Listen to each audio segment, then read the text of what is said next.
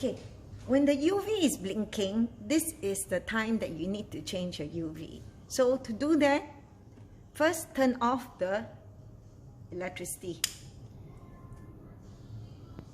Okay, once it's turned off, turn to the back. There's a button here, push it.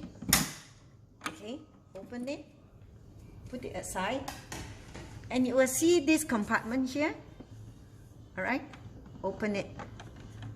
Okay, put it aside. Pull out this wire.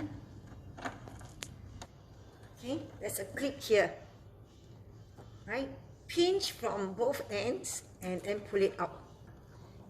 This is how you change. So put in a new one. Assuming this is a new one, you put it in carefully. Alright, carefully put it in and then attach the connection. Alright, you're done. Put back the covers.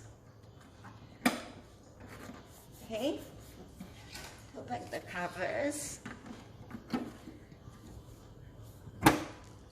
And then turn on the electricity.